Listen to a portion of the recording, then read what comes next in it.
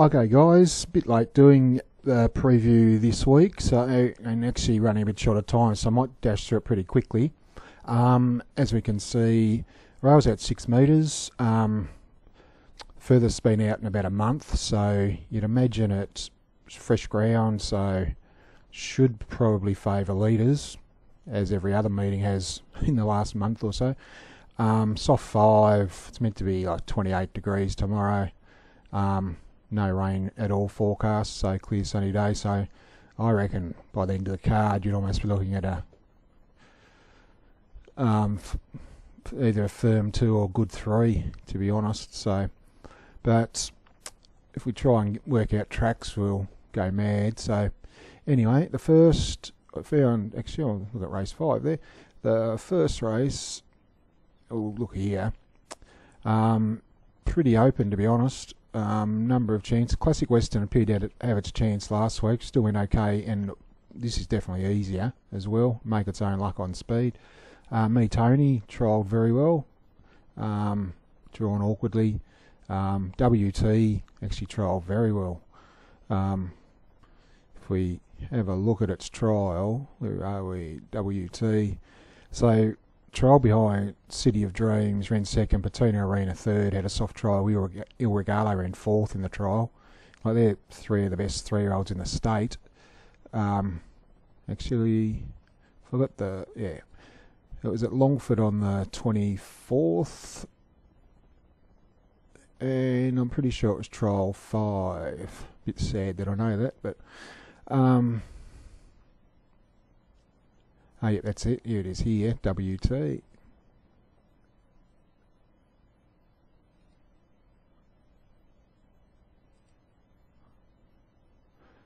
So you see, it doesn't begin with, much zest, which makes the outside gate a bit of a worry here.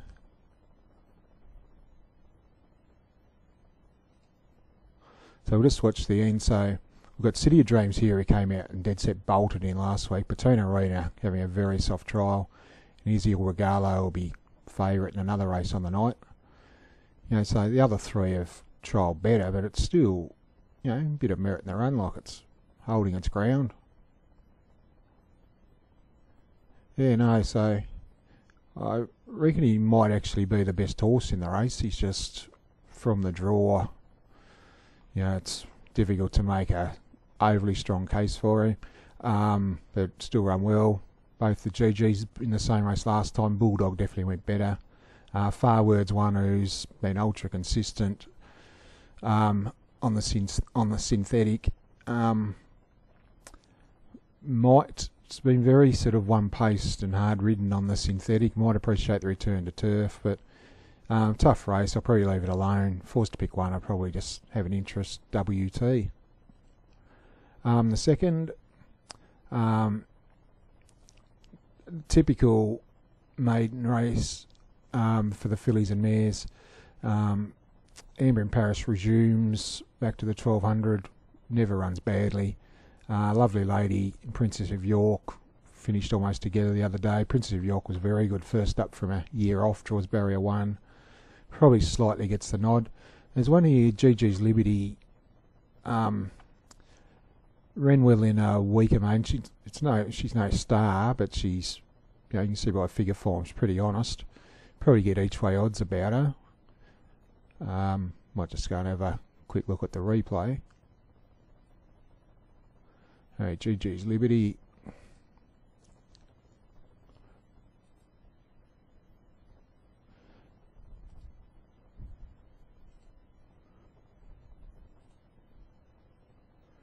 Obviously wears the GG's colours with winkers on, and my computer's flying again.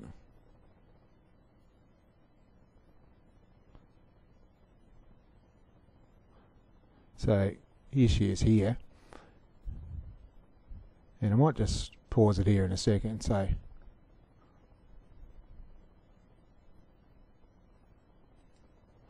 pause it there she is there. Here's the winner here. Winner went like a jet this day. It wouldn't have made any difference, but it's no case that she should have finished a lot closer. So if we just watch, she gets held up from here while all these other horses circle.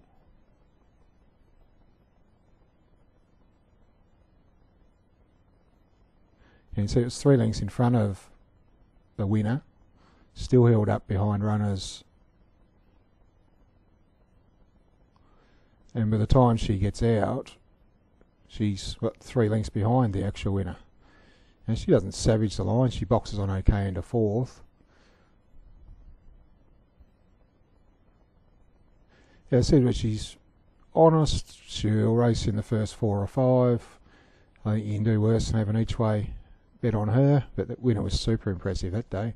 And Lioness, I think it was, ran 3rd. It's come out and run well since, so bit of merit in the form, so just did a bit of value in the second. The 3rd, found this tough, always is this grade.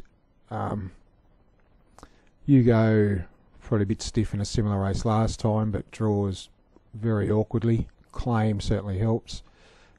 Should be plenty of speed. Chill Out's the other one, will be making its own luck on speed. Actually started favourite against Diamond Wesley last time at virtually level weights, so it gives a bit of indication of its ability, and you said you can make a case for a number of them. Meg Nasser was one who went super last time, 3 deep the trip, no cover in this grade. You know, if you want to have a little interest, you can do worse than have a few coins on him. The 4th, I did actually like both the Adam Trinder runners here, and notice Beautiful Boy's been scratched, which leaves me pretty keen on Anastasia actually. There's a bit of speed drawn wide, but I still think Weekend Whiskey will push forward and lead. And Anastasia's drawn 1. Should be able to just get the gun run behind it, and just needs a gap at the top of the straight. And be very strong late. Weekend Whiskey first up over 1400. He's super honest, but still sort of a bit of an ask, even though Royston Carr's winning everything at the moment. Heaven's Delight was a better run than it looked last time on a fence-dominated race. Anastasia definitely went better though in the same race. And of course, if you want to throw one out at odds, our Jasmic wasn't too bad at all last time. So, and obviously the Greatness and Pistol Jack are others in the mix, but pretty keen on Anastasia. Barrier 1 should get the gun trip, and 1400's no issue whatsoever with it, so very happy to be on there. The 5th, Mr. America taking all before him. With the Claim, he actually gets in quite well. You can see he's won his last 2 carrying 58 and 57, and with the 3 kilo Claim gets in with 58. Race on speed, Tegan's got a pretty good record with on-speed horses. Biscay Barb ran down, I forgot the name of the horse, Moorcroft last time, who came out and franked the form. So, and Axion's just super honest, but once again draws very awkwardly. French Connection had its birthday last time. And if you want to have something on an absolute bolter, Western Front didn't have much luck at all last time and kept coming in the straights. Hard to see it winning, but definitely I'll be very surprised if it doesn't run top first 5. So if you get like $16 plus, you know, $4.50 a place might be worth an investment. The 6th, as we pointed out, Il Regalo was in that Longford trial we pointed out earlier. She was the gun 2-year-old early last season. Form did taper off a little bit. Millmount really improved back on the firm surface on the track, but City's drawn wide. Arardi was impressive first up in Tassie, make its own luck. And there's one here that I'm going to have something on in Giselle's Girl. If we look at the speed map, we've got Il Regalo drawn 1, Arardi 3, which are the logical 2 with speed, and she's drawn 2, so draws to follow them. Still, even though this Tas Racing site's been around for a while, it was about this time last year that 3-year-old Vars race that she got up at huge odds. They still got...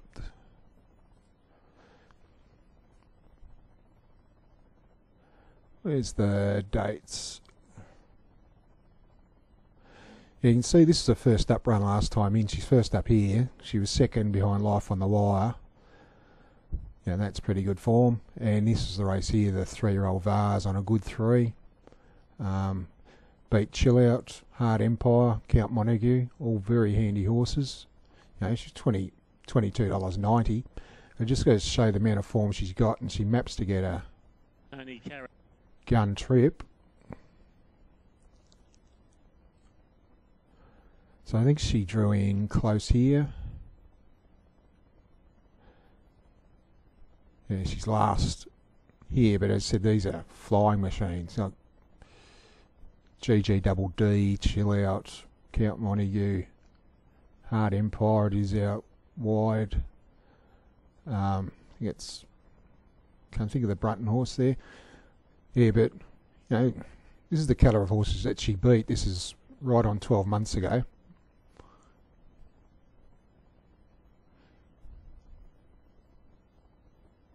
You know, we're going to be copying double figure odds. You know, maps to get a good run.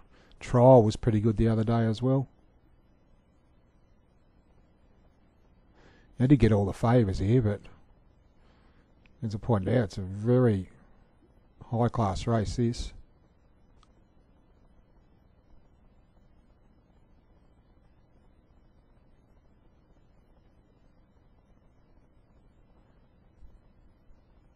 Hopefully the heavens open like that this week. So, yeah, happy to have something on it. Good value. And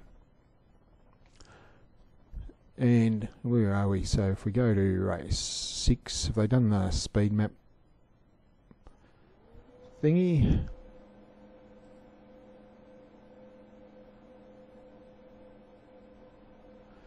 Yeah, so they've got our Artie lead, and they've got El Regalo getting back. That's not going to be happening.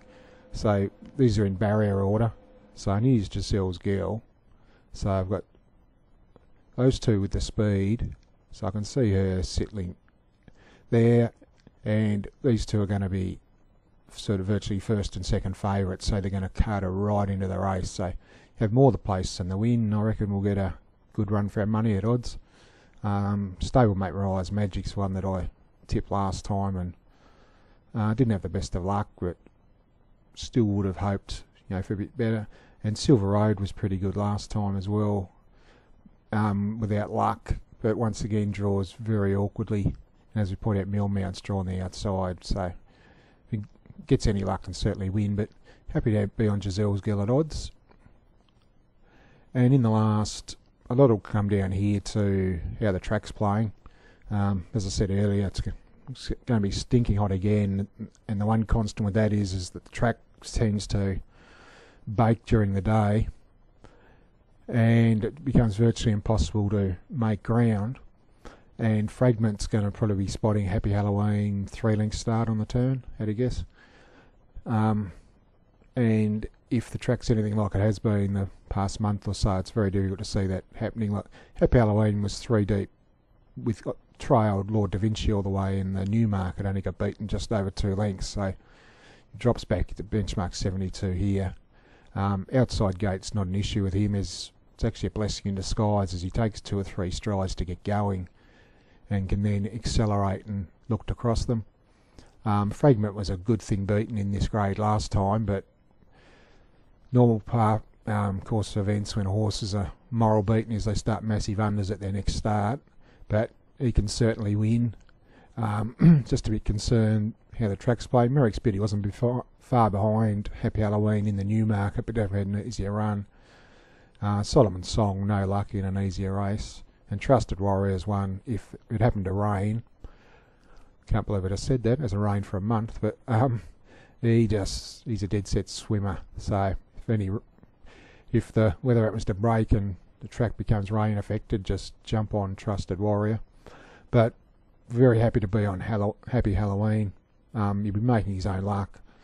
So, and I just think Fragment will be overbet based on being unlucky last time. So, actually, I might try something different with the tips, just to, you know. Actually, might make a make-believe betting amount. So, just say we bet, say $10, a race. GG's Liberty, we have 2x4. You know, so if you follow these tips and you got any money left after the past few weeks, if you bet $20 a race, just double it. You know, whatever your maximum bet is, just sort of tailor it to that. Yeah, so spend 60% of your maximum outlay on a 2x4 basis there. There's nothing there. Anastasia, I'll have 10 units a win. You know, very keen Anastasia. Giselle's Girl, have 1x4. Just not sure she can beat Il Regalo, but happy to, you know, if you're copying $4 plus a place, well worth the bet from the speed map perspective. And even though our figure form's like atrocious, you know, as this time last year she was beating the very good horses, so you know the ability's there, and the trial was okay. And as I said, she maps to get a good run, so can do far worse than have something on her.